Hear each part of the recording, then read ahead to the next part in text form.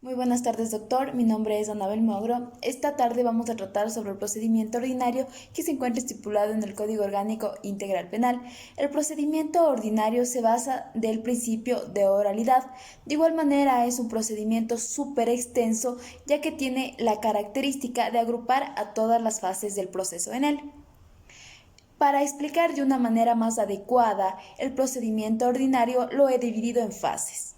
Empecemos por la fase cero. La fase cero es denominada investigación previa, que se encuentra en el capítulo primero del Código Orgánico Integral Penal. ¿Por qué se le denomina la fase cero? Porque es una fase preprocesal, antes del proceso. En el artículo 580 del Código Orgánico Integral Penal nos habla de la finalidad de esta fase. Esta fase tiene como finalidad recaudar los elementos de convicción, de cargo y de descargo. De igual manera, en la fase de investigación nos dan a conocer cómo nosotros podemos informar sobre la infracción penal, que es de tres maneras: por denuncia, que puede ser la denuncia oral o que puede ser la denuncia escrita. De igual manera, los informes de supervisión y las providencias judiciales. En el artículo 582 alude el Código Orgánico Integral Penal la versión ante la o el fiscal y menciona que la o el fiscal deberá identificar a la persona que pueda aclarar de una manera precisa los hechos y tomará su versión, pero no con juramento. Al terminar la versión, la persona deberá saber y tendrá la obligación de comparecer y testificar en la audiencia. De igual manera, la o el fiscal revisará la versión con la finalidad de observar si es clara y precisa.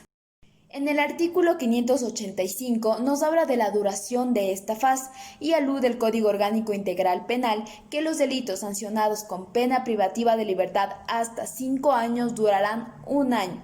Los delitos sancionados con pena privativa de libertad más de 5 años durarán 2 años.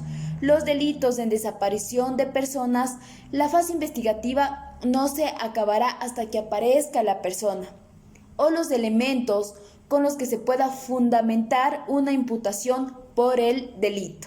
Finalizando esta etapa, nos dirigimos al artículo 586 del Código Orgánico Integral Penal, que nos habla del archivo y menciona que transcurrido estos plazos señalados y no se han encontrado los elementos con que se puedan formular cargos, en el plazo de 10 días se ordenará el archivo del caso. Expliquemos la fase 1, que es la instrucción fiscal.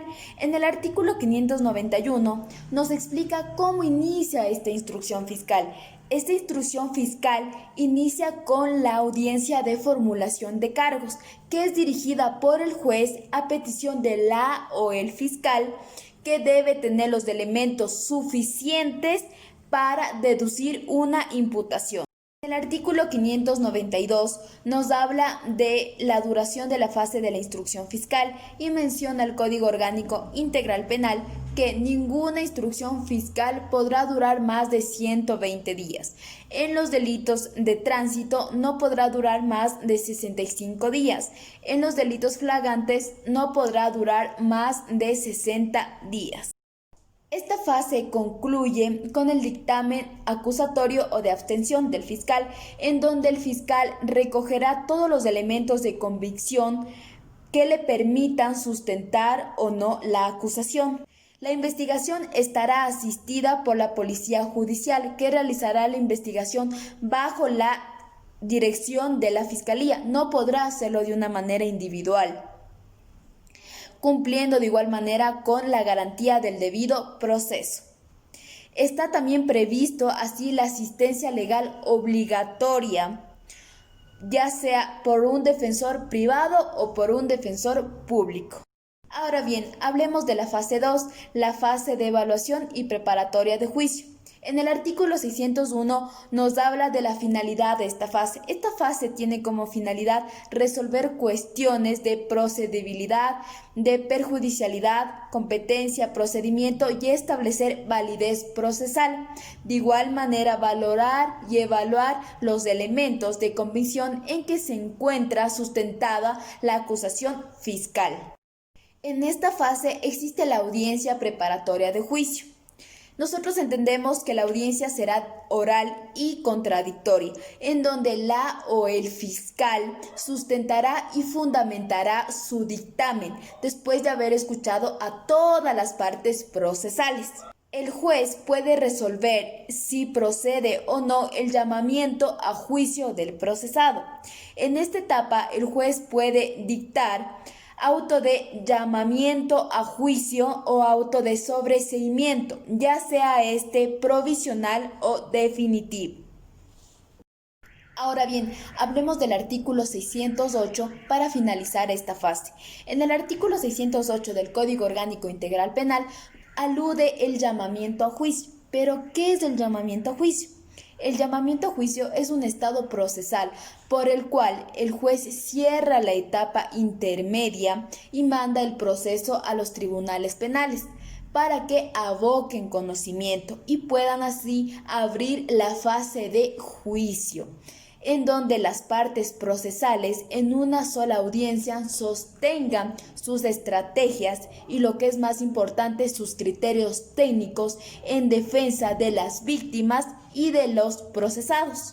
El Código Integral Penal dispone al llamamiento de juicio como una resolución motivada que deberá contener la identificación de la o los procesados, la determinación de los hechos y el delito acusado por el fiscal, así como la participación, el grado de participación de cada uno de los procesales que sustentan la decisión de fiscalía. Y por supuesto, la cita de las disposiciones legales y constitucionales aplicables en cada caso, y también las medidas cautelares. Finalizando, hablemos de la última fase, que es la fase de juicio. En el artículo 612 del Código Orgánico Integral Penal nos explica que esta fase iniciará con la instalación de la audiencia. La o el juzgador declarará instalada la audiencia de juicio en el día y hora señalados, con la presencia de todos los sujetos procesales. Debemos tener en claro que le corresponde y sustancia privativamente al Tribunal Penal. En esencia, es el momento propiamente del juicio en el que se van a evacuar las pruebas. Pruebas que deberán exhibirse y deberán ser leídas en su parte relevante, siempre que estén directa e inmediatamente relacionadas con el objeto del juicio, como le explica el artículo 616 del Código Orgánico Integral Penal. Concluida la fase probatoria, proseguimos con los alegatos. Alegatos que deberán ser expuestos con la finalidad de alegar, cabe la redundancia, sobre la existencia de la infracción, sobre la responsabilidad de la persona procesada y la pena aplicable, como lo estipula el artículo 618 del Código Orgánico Integral Penal.